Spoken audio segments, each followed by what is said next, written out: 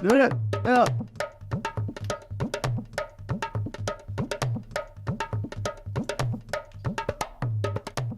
मानी आहे या गुंगो ई वसायो सब खाई विया।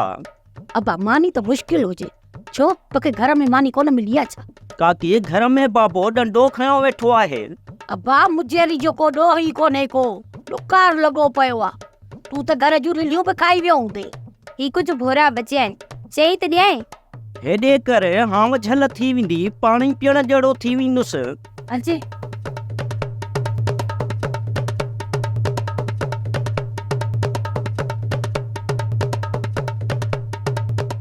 सोलो थी वे ओकरो मां सोलो आहियां तूं इहो चोलो त लाहे छॾ साड़े छॾियो अथई। इहो त मां बि चवांसि थी पर मामो मञे ई कोन थो। अदा हाणे इहो तूं चोलो खणी लाए असां तुंहिंजे चोले खे हथ ई कोन लाईंदासीं। जॾहिं शहर वञी न त वरी पाए वञजांइ। हितां जा त सभु माण्हू तोते पिया खिलूं कर। जंहिंखे जेतिरो खिलणो आहे न सो भली खिले पर मां हीउ चोलो कोन लाहींदुसि तव्हांखे ख़बर न आहे शहर में वॾा वॾा माण्हू अहिड़े क़िस्म जो फैशन कनि था।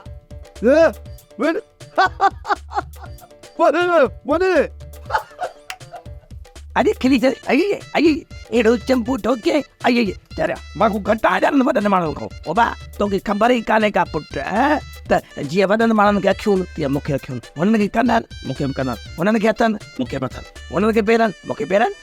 फ़र्क़ु सिर्फ़ु एतिरो आहे त हुन वटि गाॾियूं आहिनि मूं वटि गाॾी कोन्हे। तूं बि कोॾा गाॾीअ ते आहीं इहो को वॾो फ़र्क़ु कोन्हे मामा वसाया। मालिक ऐब ढकिया आहिनि पोइ ढकणी छो न ढके। अदा चवंदी साईं सच तूं त ऑफिसर जो नौकर बि कोन थो लॻी। सोप सीरियल मोहब्बतुनि जो माॻु तमाम एपिसोड्स ॾिसो हाणे HD क्वालिटीअ में। विज़िट करियो असांजो YouTube channel Sindh TV HD drama.